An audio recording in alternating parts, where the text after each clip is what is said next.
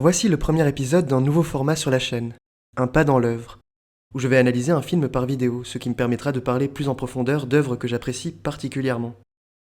J'espère que l'épisode vous plaira. Bon visionnage! Michel Dudok de Witt est un réalisateur d'animation néerlandais, qui est notamment devenu connu avec la sortie de son long métrage La Tortue Rouge l'année dernière. Après des études en Angleterre dans les années 70, Dudok de Witt a fait plusieurs publicités d'animation pour différentes compagnies, avant de travailler en tant que storyboarder chez Disney sur le film La Belle et la Bête. En 1994, il est sélectionné pour participer au programme Artiste en résidence du studio Folimage en France. Il réalisera en 7 mois son premier court-métrage, Le Moine et le Poisson, qui se base sur une histoire traditionnelle chinoise. Ce court-métrage est un succès, ce qui lui permet de prendre suffisamment confiance en lui pour se lancer, quelques années plus tard, dans le projet d'un autre film, Père et Fille, qui remportera de nombreux prix dans différents festivals, dont un Oscar et le fera connaître. C'est sur ce film que portera l'épisode d'aujourd'hui. J'aimerais vous montrer que même pour un film court de 9 minutes environ, et dont l'histoire pourrait sembler simple et non simpliste, tout a été millimétré pour servir un certain message, qu'il y a beaucoup de choses à voir et à comprendre. Avant d'entrer dans l'analyse du film, l'idéal serait que vous l'ayez vu une première fois, pour vous faire votre propre idée, et pour ceux qui le craignent, d'éviter d'être spoilés. Père et Fille évoque l'histoire d'une enfant et de son père, qui s'en va un jour en barque à l'horizon. La fille revient plusieurs fois sur le lieu du départ, en attendant le retour de son père. Nous allons la voir grandir, et passer tout au long de sa vie sur cette butte où elle a vu partir l'adulte. Dudok de Witt a conçu ce court-métrage en dessinant des personnages à l'encre de Chine sur papier cellulo, avant de les déposer sur un décor à l'aquarelle, en utilisant la technique du lavis, qui consiste à diluer des couleurs pour obtenir un effet de dégradé et défondu.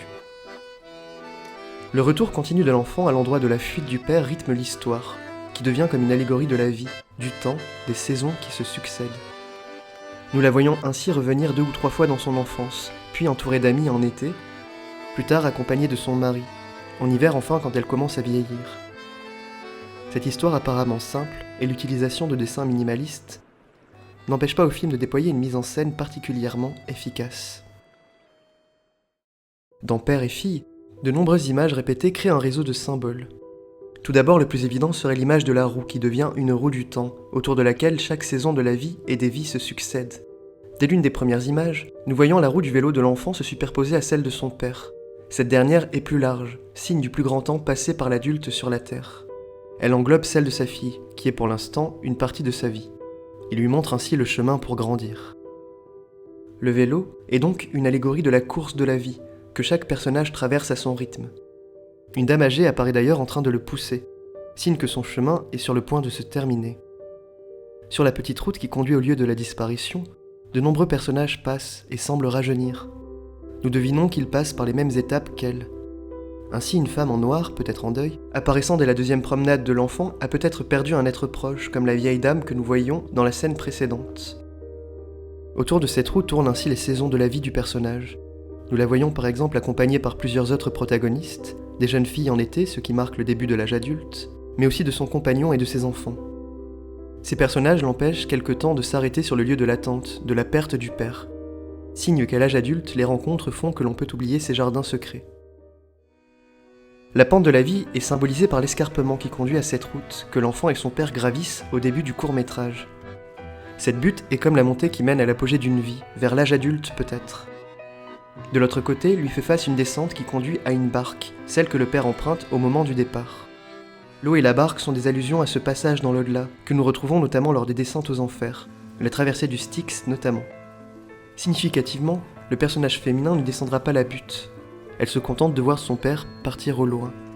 Cette descente est donc une image de la disparition et de l'absence, qu'empruntent aussi le mari et les enfants du personnage, et que nous ne reverrons plus après leur descente.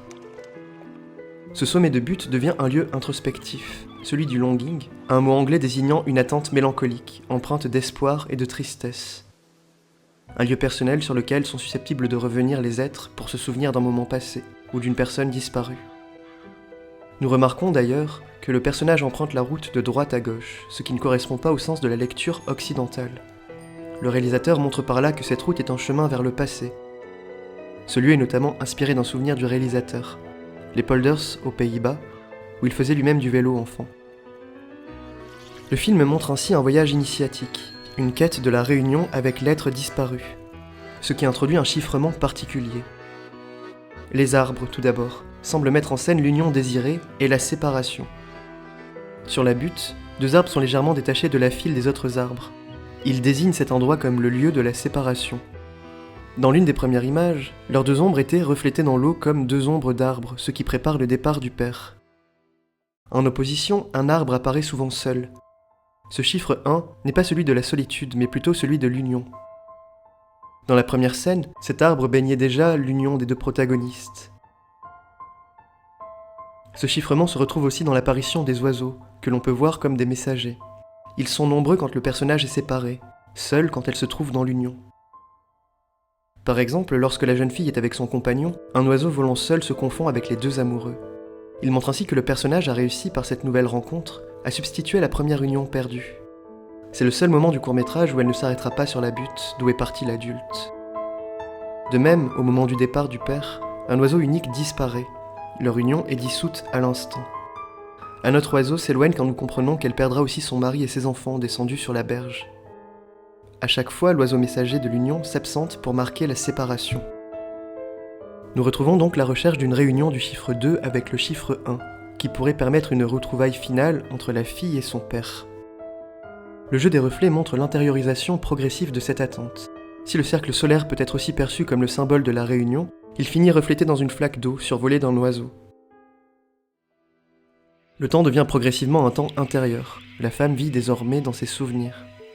Souvent, une focalisation est faite sur le mouvement de la roue du vélo de la fille. On y voit une longue ombre projetée en avant, qui rappelle la roue du père, dans les traces duquel évolue l'enfant.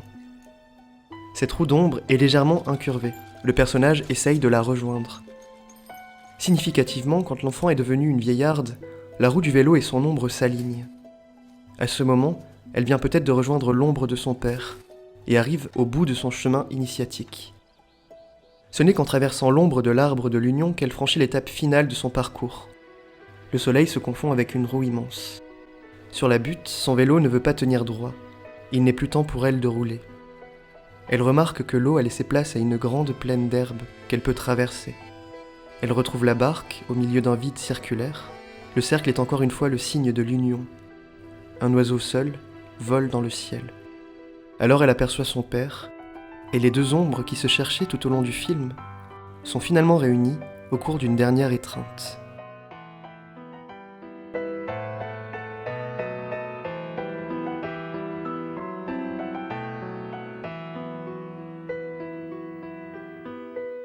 Voilà, j'espère que ce nouveau format vous aura plu. N'hésitez pas à dire ce qui pourrait être amélioré dans les commentaires. C'est un premier essai et je pense m'améliorer au fil des épisodes. Je vous rappelle que vous pouvez me retrouver sur les réseaux sociaux comme Facebook ou Twitter et que vous pouvez contribuer à l'émission sur la page Tipeee. Les liens sont dans la description. Sur ce, je vous souhaite de passer une belle journée et je vous dis à la prochaine!